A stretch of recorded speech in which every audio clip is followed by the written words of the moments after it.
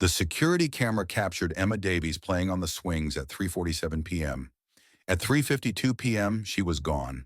For 21 years, that 5-minute window remained a mystery until a construction worker made a discovery that revealed who took Emma and why everyone missed the obvious suspect. Margaret Davies checked her watch again. 3:45 p.m. Perfect timing to pick up Emma from Whitchurch Community Playground before the afternoon rush. She pulled into the parking lot, spotting her daughter's bright pink jacket immediately among the other children. Cardiff, Wales, prided itself on being a safe haven for families. The Whitchurch area was the kind of neighborhood where parents felt comfortable letting their children play freely. Tree-lined streets, well-maintained parks, and that strong sense of community that makes you feel like nothing bad could ever happen here.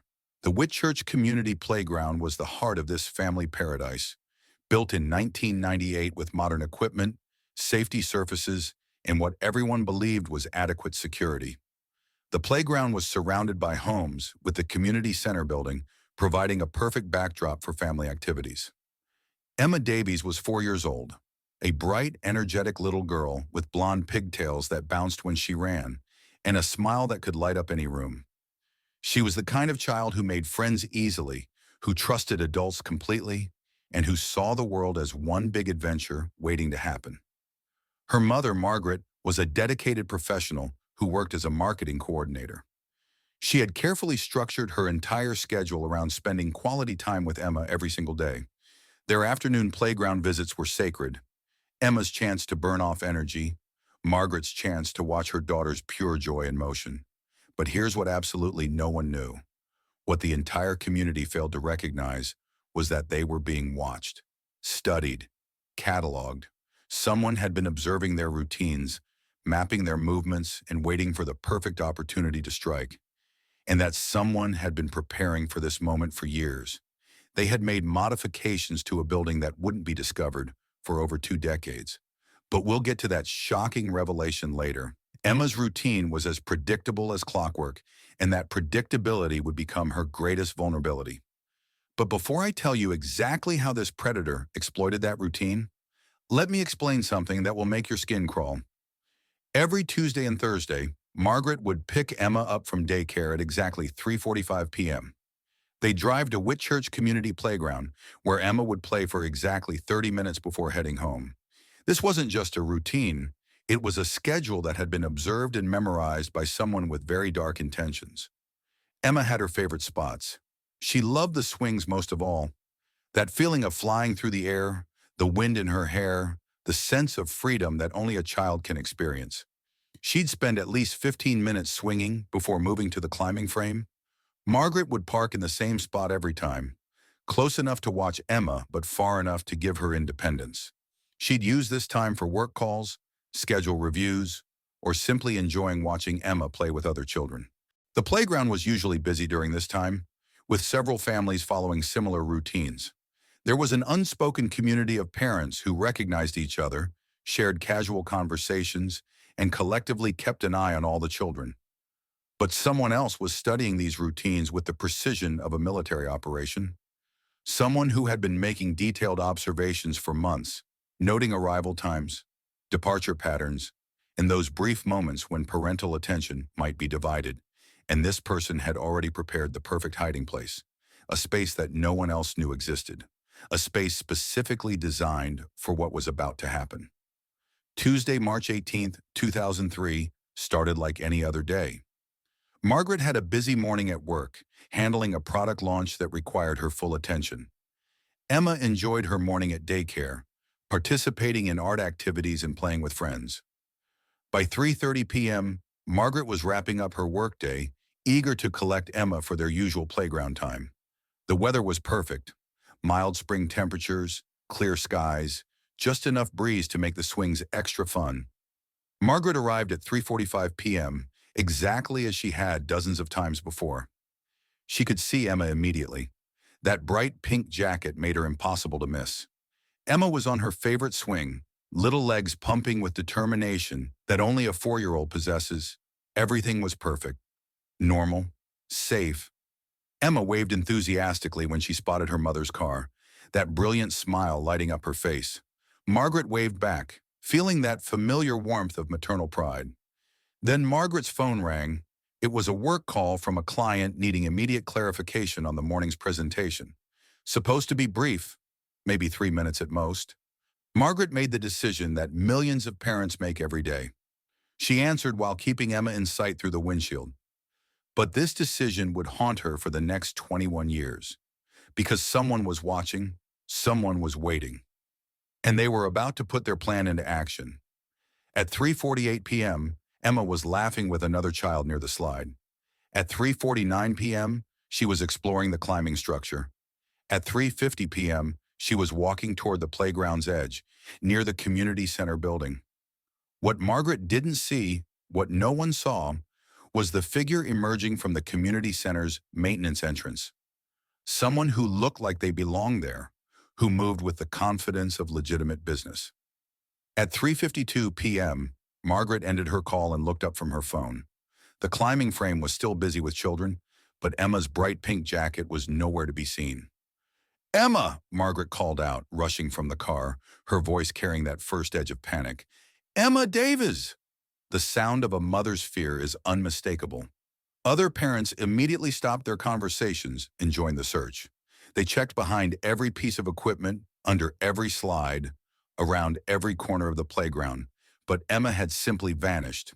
And what the security cameras captured, and what they didn't capture, would baffle investigators for the next 2 decades. But that's not the most shocking part of this story. The security system at Whitchurch Community Playground was considered state-of-the-art for 2003. 3 cameras provided coverage of the main entrance, parking area, and a portion of playground equipment. Digital storage provided clear, detailed images. What the cameras captured was both helpful and heartbreaking. There was Emma at 3:47 p.m., little legs working hard on the swings, blonde pigtails flying as she soared back and forth. Crystal clear image of a happy, energetic child enjoying a perfect afternoon.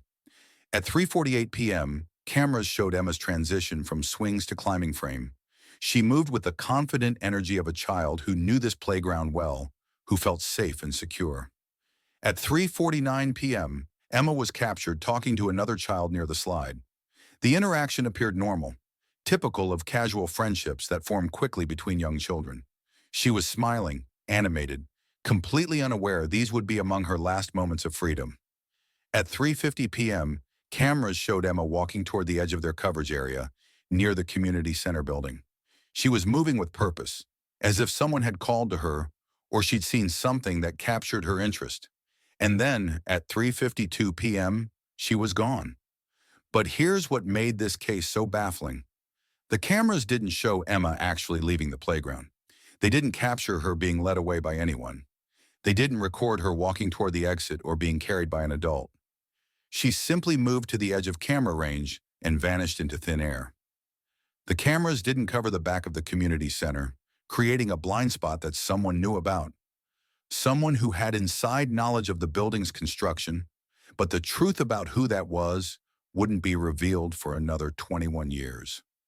The investigation into Emma Davies' disappearance quickly became one of the most extensive missing child cases in Welsh history.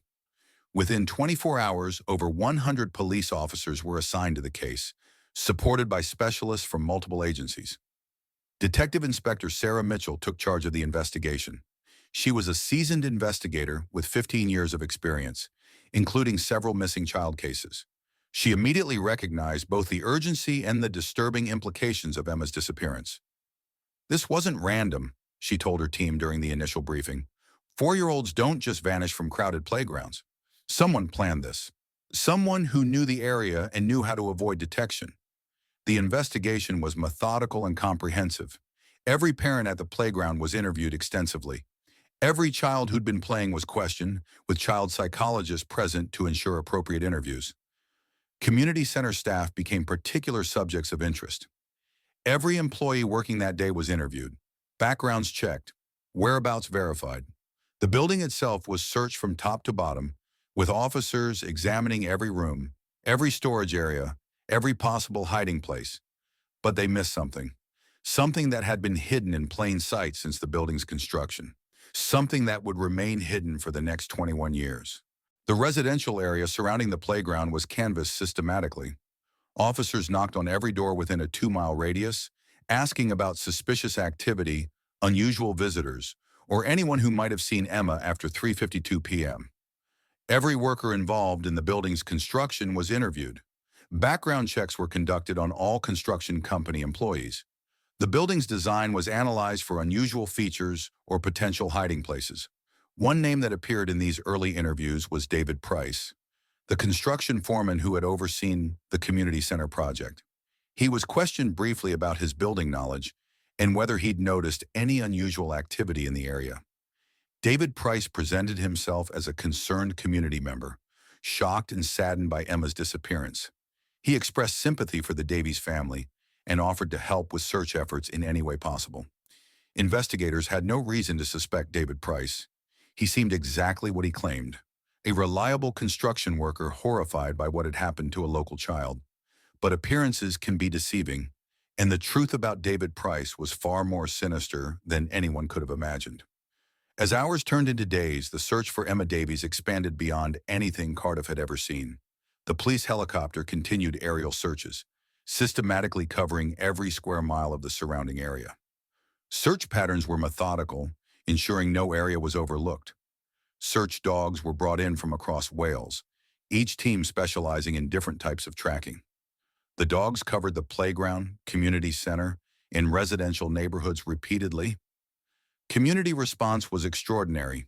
Hundreds of volunteers joined organized search parties covering Whitchurch Common, nearby woods, and every accessible area within a 10-mile radius. Local businesses donated food and supplies for search teams. Margaret Davies became the public face of the search effort. She appeared on television news, gave newspaper interviews, and spoke on radio shows. Her message was always the same: someone, somewhere, had information that could help bring Emma home. Media coverage was extensive and sympathetic. Emma's story captured public imagination, and tips poured in from across the UK. Every call was investigated, every possible sighting checked. But as days passed without concrete leads, the investigation began facing a harsh reality. The person responsible for Emma's disappearance was still out there, living among them, watching their every move. As weeks turned into months, the investigation evolved from emergency response to methodical long-term effort. Detective Inspector Mitchell assembled a dedicated team of investigators who would work on the case for years to come. The investigation expanded beyond the immediate circumstances of Emma's disappearance to examine broader patterns and possibilities. They examined the possibility that Emma's disappearance was connected to other missing child cases in Wales or neighboring areas. The community center building continued to be an investigation focus. Investigators brought in structural engineers to examine the building more thoroughly, looking for any hidden spaces or unusual features that might have been overlooked in initial searches. They were looking in the right place, but they didn't know what they were looking for. The truth was literally hidden behind the walls, waiting to be discovered. By 2010, Emma's case had officially been classified as a cold case, though it remained active in the sense that new leads would still be investigated. The original investigation team had been reassigned to other cases, and the case file was reviewed periodically by cold case specialists. The advancement of forensic technology provided new opportunities to examine old evidence. DNA analysis techniques had improved significantly since 2003, allowing investigators to extract usable genetic material from smaller and more degraded samples. The security footage from the playground was enhanced using new digital techniques, examined frame by frame for any details that might have been missed in the original investigation. But perhaps most significantly, the investigation began focusing more heavily on the psychological profile of Emma's abductor. Criminal psychologists developed detailed profiles of the type of person who would be capable of planning and executing such a crime. These profiles suggested that Emma's abductor was likely someone with local knowledge, someone who had studied the playground and community center area extensively. The profiles also indicated that the abductor was probably someone who appeared normal and trustworthy, someone who could blend into the community without raising suspicions. They were absolutely right. But the person they were looking for had been hiding in plain sight all along, living among them, working in their community, and maintaining the perfect facade of normalcy. The construction workers who had built the community center were re-interviewed, their backgrounds examined more thoroughly. David Price was among those re-interviewed during this period. By now, he had been working in the Cardiff construction industry for over a decade since Emma's disappearance, building a reputation as a reliable and skilled worker. He had never been involved in any criminal activity, had no history of inappropriate behavior with children, and maintained his image as a helpful community member. During his re-interview, David Price expressed continued sympathy for the Davies family and frustration that Emma's case remained unsolved. He provided updated information about his current employment and living situation and cooperated fully with the investigation. The investigators had no way of knowing that David Price's cooperation and apparent concern were carefully constructed performances. They had no idea that he had been living with the secret of Emma's disappearance for nearly a decade.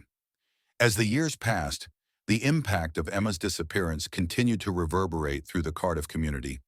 The playground where Emma vanished became a symbol of lost innocence. Many parents stopped bringing their children there altogether, while others maintained constant, vigilant supervision. The psychological impact on community children was particularly significant. Emma's friends asked repeatedly when she would be coming back. Parents struggled with how to explain her disappearance without creating paralyzing fear in their own children. Margaret Davies showed remarkable strength during this period, becoming not just a mother searching for her child, but a community leader organizing hope and determination. She established the Emma Davies Foundation, which advocated for improved child safety measures and supported other families dealing with missing children. The Davies family received overwhelming community support, but they also faced inevitable questions and subtle accusations that often arise in such cases. These whispered suspicions were particularly painful for Margaret, who was already consumed with guilt about the phone call that had divided her attention during Emma's final minutes of freedom. But Margaret refused to give up. She maintained Emma's bedroom exactly as she'd left it, held birthday parties in her honor each year, and never stopped believing that somehow, someday, the truth would come out. The Whitchurch Community Center gradually fell into disuse. The building's association with Emma's disappearance made it an uncomfortable place for many community members. By 2010, the community center was primarily used for storage by the Municipal Parks Department. This decline was particularly painful for Margaret Davies, who saw the building as a symbol of the community's gradual movement away from Emma's memory. She advocated for the building to be repurposed or renovated, but budget constraints and lingering emotional associations made such efforts difficult. Little did anyone know that the building itself held the answers they were all searching for. The truth was hidden within its walls, waiting for the right moment to be revealed. In 2024, Cardiff Council finally made the decision to address the community center's future. After extensive community consultation and budget analysis, they concluded that the building should be demolished and replaced with a new modern community facility. The decision was controversial within the community. Some residents felt that demolishing the building would be like erasing Emma's memory and abandoning the hope that new evidence might still be discovered. Others argued that the building had become a symbol of tragedy and that the community needed to move forward. Margaret Davies supported the demolition decision, but with important conditions. She insisted that the demolition be conducted carefully, with observers present to ensure that any potential evidence would be preserved. She also advocated for the new facility to include a memorial space dedicated to Emma's memory. The demolition project was assigned to Morrison Construction, a reputable firm with extensive experience in public building projects. Jake Morrison, the company's senior supervisor, was put in charge of the project. Jake Morrison was a third-generation construction worker with 30 years of experience in the industry. He had worked on hundreds of demolition projects and prided himself on his attention to detail and safety procedures. He was also a father of 2 young children and was deeply aware of the emotional significance of this particular project. Jake had no idea that he was about to make the discovery that would finally solve the mystery that had haunted Cardiff for over 2 decades. The demolition was scheduled to begin in March 2024, coinciding with the 21st anniversary of Emma's disappearance. This timing was intentional, designed to mark the beginning of a new chapter for the community while honoring the memory of the little girl who had been lost. Morrison Construction approached the project with unusual care. They reviewed historical documents about the building's construction, examined architectural plans, and consulted with structural engineers to ensure that the demolition would be conducted safely and thoroughly. What they didn't know was that the architectural plans they were reviewing were incomplete. Someone had made modifications to the building that weren't documented in any official records. Modifications that had been hidden for over 2 decades. On March 15, 2024, Jake Morrison and his crew began the systematic demolition of the Whitchurch Community Center's interior. They had been working for several days, removing fixtures, stripping walls, and preparing for the major structural demolition that would follow.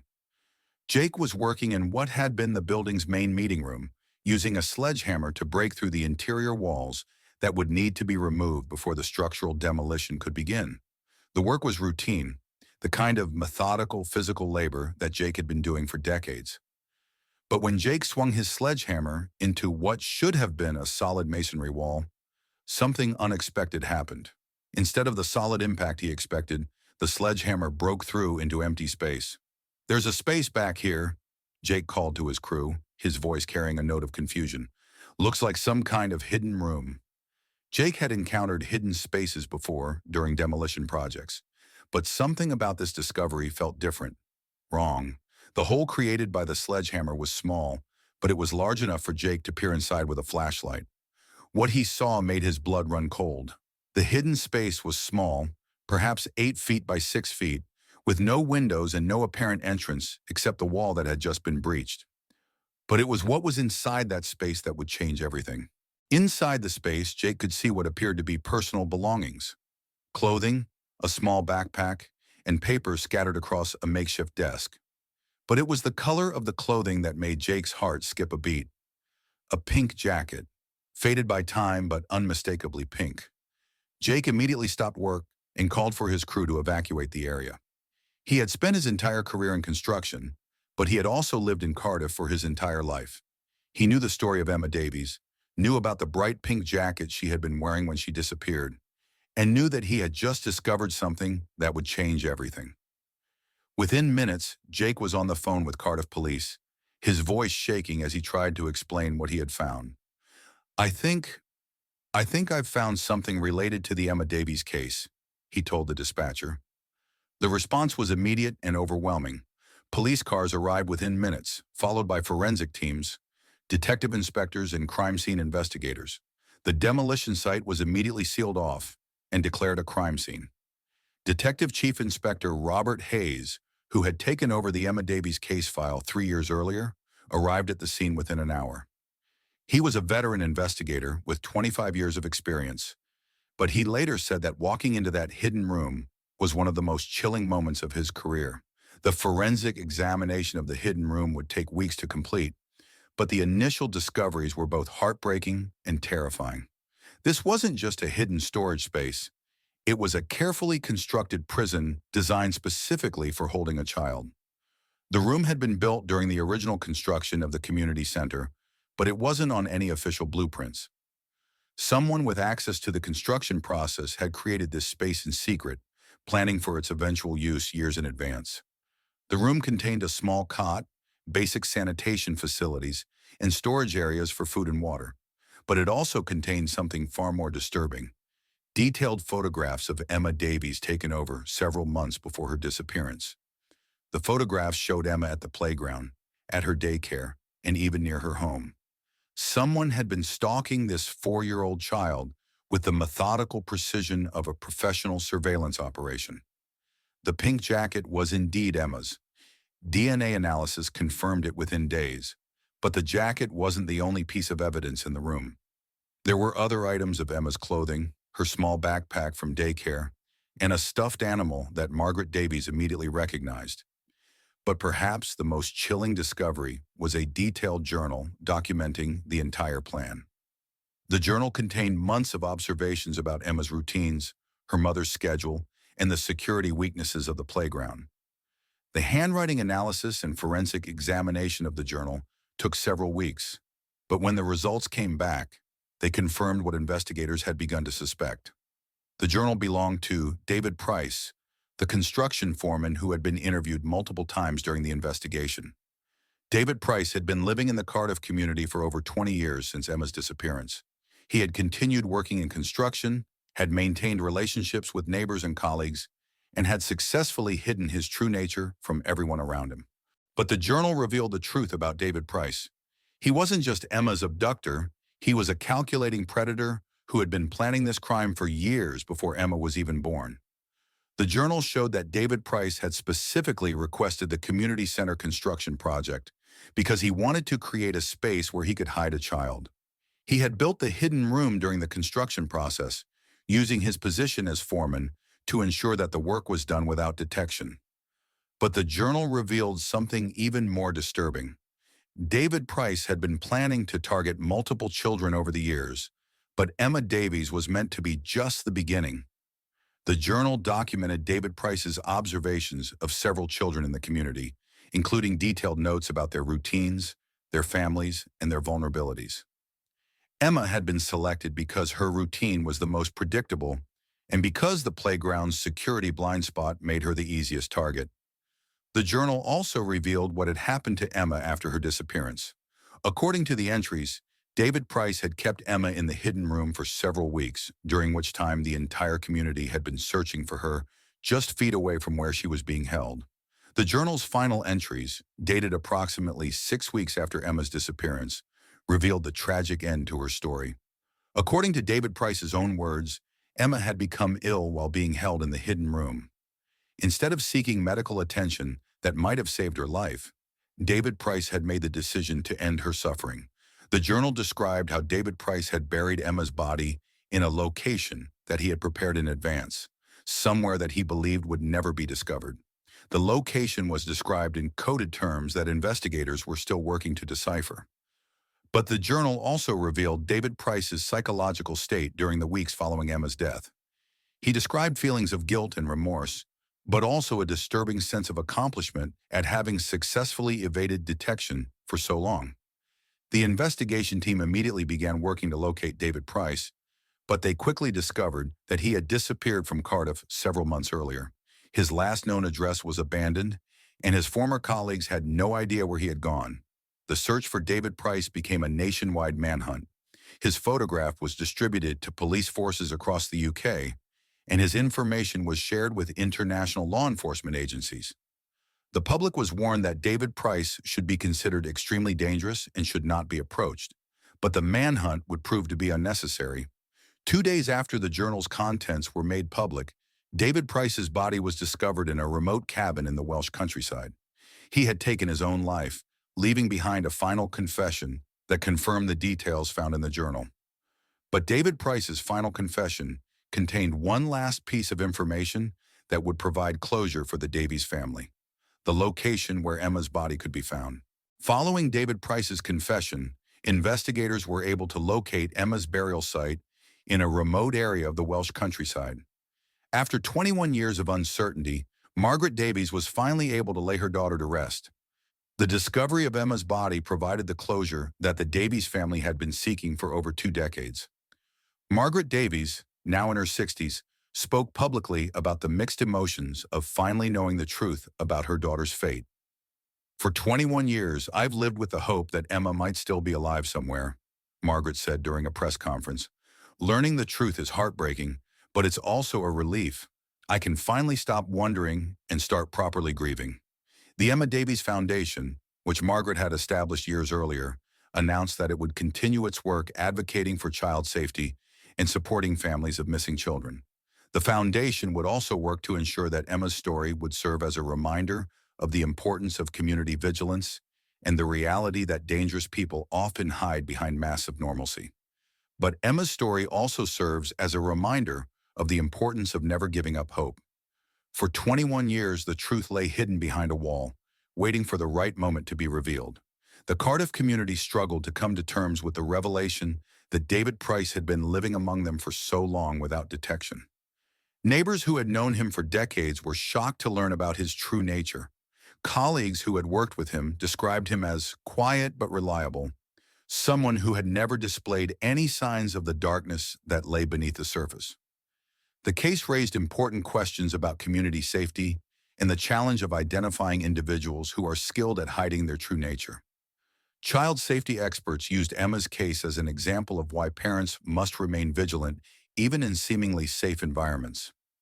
The hidden room where Emma had been held was carefully documented by forensic investigators before being sealed permanently. But the community center site would become something entirely different, a memorial to Emma's memory and a symbol of hope for the future. The new community center that was built on the site of the old building includes a memorial garden dedicated to Emma's memory. But this isn't just any ordinary memorial space. The garden was designed with input from child psychologists, landscape architects, and the Davies family to create a space that honors Emma's joy for life while serving as a powerful reminder of community responsibility. The centerpiece of the garden is a beautiful bronze sculpture of a child on a swing, frozen in a moment of pure happiness, the way Emma should be remembered. The sculpture faces the playground equipment, as if watching over the children who play there today. Surrounding the sculpture are Emma's favorite flowers, bright yellow daffodils that bloom each spring around the anniversary of her disappearance, creating a natural calendar of remembrance. But the garden serves a deeper purpose than just remembrance. Embedded in the pathways are small plaques with child safety tips, written in both English and Welsh. These aren't frightening warnings, but gentle reminders about the importance of staying close to trusted adults and recognizing safe versus unsafe situations. The garden includes interactive elements designed to teach children about safety in an age-appropriate way, turning Emma's tragedy into an educational tool that could prevent future tragedies. The garden also features a reflection pavilion where parents can sit and contemplate while maintaining clear sightlines to the playground.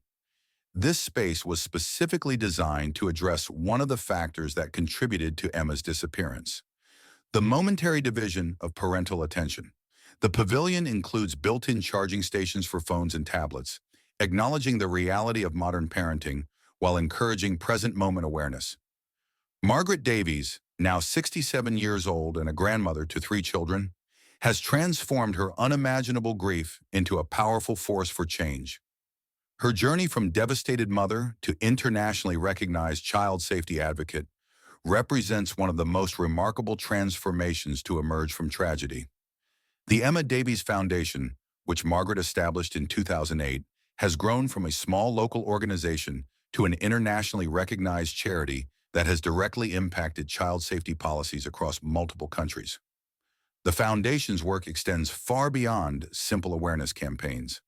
They've developed evidence-based programs that have been adopted by schools, community organizations, and law enforcement agencies worldwide. Margaret's speaking engagements take her across the globe, where she addresses conferences on child protection, missing persons investigations, and community safety. Her presentations are known for their perfect balance of heartbreaking personal narrative and practical, actionable advice. She has addressed the United Nations Committee on the Rights of the Child, testified before parliamentary committees in multiple countries, and consulted with law enforcement agencies on cold case investigation techniques. Perhaps most remarkably, Margaret has become a source of strength for hundreds of other families dealing with missing children. The foundation maintains a support network that connects families across different countries, providing both emotional support and practical resources. Margaret personally responds to letters and emails from families, offering guidance based on her own experience navigating the complex intersection of grief, hope, and advocacy. Her transformation hasn't been without its challenges. Margaret speaks openly about the years of therapy that helped her process her grief and trauma, and she advocates for mental health support as an essential component of victim services. She has written a memoir, Finding Light in the Darkness, which has become a bestseller and an important resource for other families facing similar tragedies. Margaret's 3 grandchildren, now aged 8, 10, and 12, have become powerful advocates in their own right. They participate in foundation events, help with fundraising activities, and serve as reminders that life can continue and flourish even after unimaginable loss. Margaret often says that her grandchildren give her hope that Emma's legacy will continue to protect children for generations to come. The Cardiff community's response to the revelation about David Price and the resolution of Emma's case represents one of the most comprehensive community healing efforts ever documented. The shock of learning that a predator had lived among them for over 2 decades initially created a crisis of trust, but the community's response has become a model for how societies can heal from collective trauma.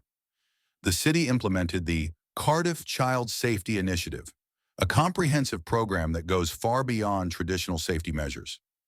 The initiative includes mandatory background checks for all adults working with children, enhanced security systems at all public facilities, and regular safety audits of community spaces. But perhaps more importantly, it includes extensive community education programs that teach residents how to recognize potential threats while maintaining a healthy, non-paranoid approach to community life. New safety measures at playgrounds and community facilities throughout the city include upgraded surveillance systems with no blind spots, emergency communication systems that allow instant contact with security personnel, and improved lighting that eliminates hiding places. But these physical improvements are balanced with programs that encourage community interaction and mutual support, ensuring that safety measures don't create isolation or fear. The response has also included extensive retraining for local law enforcement. The Cardiff Police have implemented new protocols for missing person investigations, including mandatory architectural surveys of buildings near disappearance sites and enhanced interview techniques for questioning construction workers and other individuals with specialized knowledge of building structures. Perhaps most significantly, the community has established a network of community safety ambassadors, trained volunteers who provide an additional layer of watchfulness at public events, playgrounds, and community gatherings. These ambassadors receive training in child protection, crisis intervention, and conflict resolution, creating a web of informal security that supplements official law enforcement efforts. But perhaps the most important lesson from Emma's story is that the truth, no matter how well hidden, eventually finds a way to surface. It took 21 years and a construction worker's sledgehammer, but justice was finally served, and that justice has created waves of change that continue to spread around the world. The Emma Davies case has become a landmark in criminal investigation techniques, particularly in the area of cold case resolution. The discovery of the hidden room and the evidence it contained has led to new approaches in examining crime scenes and investigating missing person cases that have been adopted by law enforcement agencies across 5 continents.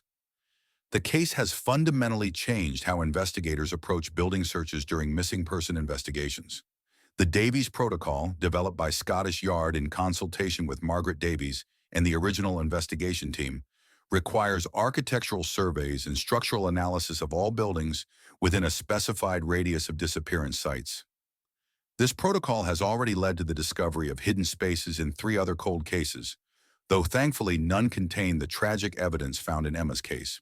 Law enforcement agencies across the UK have studied the case extensively to understand how David Price was able to evade detection for so long and what signs might have been missed during the original investigation. The case has led to the development of new psychological profiling techniques that specifically focus on identifying individuals who might exploit their professional access to buildings and construction sites. The case has also revolutionized approaches to interviewing construction workers and other individuals with specialized building knowledge during missing person investigations. The Price interview protocol includes specific questions designed to identify individuals who might have created hidden spaces or modified buildings without official documentation. International law enforcement agencies have requested access to the case files, and elements of the investigation have been incorporated into training programs for police academies across Europe, North America, and Australia. The case has become a required study in several criminal justice programs, ensuring that future investigators will be better equipped to identify similar patterns of behavior. The story of Emma Davies serves as a reminder that even in the darkest circumstances, there can be hope for resolution and healing. While Emma's life was tragically cut short, her memory lives on through the work of her mother and the community that never forgot her. And that work continues to expand in ways that would have been unimaginable when the foundation was first established. The Emma Davies Foundation continues to grow, expanding its reach to support families across the UK and beyond. But its evolution has been remarkable. What began as a small organization focused on local child safety has become a multifaceted international charity that addresses missing children issues from multiple angles. The foundation has also pioneered the use of social media and digital technology in missing person cases. Their digital search network has helped locate dozens of missing children by leveraging the power of social media platforms to spread information quickly and efficiently. They've developed mobile apps that allow communities to coordinate search efforts and share information in real time. Perhaps most innovatively, the foundation has created the Emma Davies Cold Case Fund, which provides financial support for the investigation of long unsolved missing children cases. The fund has contributed to the resolution of 11 cold cases in the past 5 years, bringing closure to families who had waited decades for answers. Margaret Davies often speaks about the importance of maintaining hope even in the face of seemingly impossible circumstances. But her own journey represents far more than just maintaining hope. It represents the extraordinary capacity of the human spirit to transform tragedy into purpose. Her transformation from devastated mother to globally recognized advocate didn't happen overnight. Margaret speaks candidly about the years of therapy, the moments of despair, and the gradual process of learning to live with grief while building something meaningful from loss. She emphasizes that healing doesn't mean forgetting or moving on. It means learning to carry loss in a way that honors the memory of the lost loved one while still allowing for joy and purpose in life. Margaret's relationship with her grandchildren has played a crucial role in her healing process. She describes how watching them grow and play safely has helped her remember Emma not just as a victim, but as a joyful child who loved life. Her grandchildren have learned about their angel Aunt Emma through stories that focus on Emma's personality, her love of swings and laughter, and her place in the family's history. The playground where Emma once played continues to be a place where children can play safely, but with enhanced security measures and increased community vigilance. The playground has become one of the most visited and well-supervised public spaces in Cardiff, with parents and community members taking turns as informal monitors during busy periods. The city has established an annual Emma Davies Community Safety Day that combines remembrance with education. The event includes safety demonstrations, educational booths, and activities designed to teach children about staying safe while maintaining their sense of wonder and joy. The event has become a model that has been adopted by dozens of other communities dealing with similar tragedies. The Cardiff experience has also led to the development of new approaches to community trauma counseling. The city partnered with local universities to study the long-term psychological impact of Emma's disappearance and the revelation about David Price. This research has contributed to the development of new therapeutic approaches that address collective trauma while building community resilience.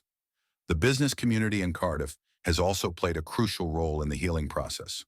Local businesses have established the Emma's Legacy Fund, which provides ongoing financial support for child safety initiatives and community programs. The fund has allowed the city to maintain enhanced security measures and educational programs without straining the municipal budget. The Emma Davies case continues to provide lessons for law enforcement agencies worldwide. The case files have been studied by investigators from over 20 countries, and elements of the investigation have been incorporated into training programs for police academies across multiple continents. The case has led to significant changes in how missing person investigations are conducted, particularly in the early stages when evidence is most likely to be preserved. The Davies Protocol for building searches has been adopted by law enforcement agencies across the UK and is being considered for adoption by agencies in other countries. The case has also highlighted the importance of psychological profiling in missing person investigations. The psychological profile of David Price, developed after the fact, has become a template for identifying individuals who might exploit their professional access to buildings and construction sites for criminal purposes. Perhaps most importantly, the case has emphasized the importance of never giving up on cold cases. The fact that the truth remained hidden for 21 years, only to be revealed by a chance discovery, has reinforced the value of maintaining active investigation files and periodically reviewing old cases with fresh eyes and new technologies. Emma Davies' story reminds us that evil can hide behind the most ordinary faces. that justice can take decades to achieve, and that hope should never be abandoned. Her legacy lives on in the countless children who are safer today because of the lessons learned from her tragedy, but her legacy extends far beyond simple safety measures to encompass the extraordinary capacity of human beings to transform tragedy into purpose. If you found this story as compelling as I did, please consider subscribing to our channel and sharing this video with others. Stories like Emma's deserve to be told, remembered, and used to make our communities safer for all children. But more than that, they deserve to be shared as reminders of the extraordinary capacity of human beings to transform tragedy into purpose, grief into advocacy, and loss into lasting protection for others.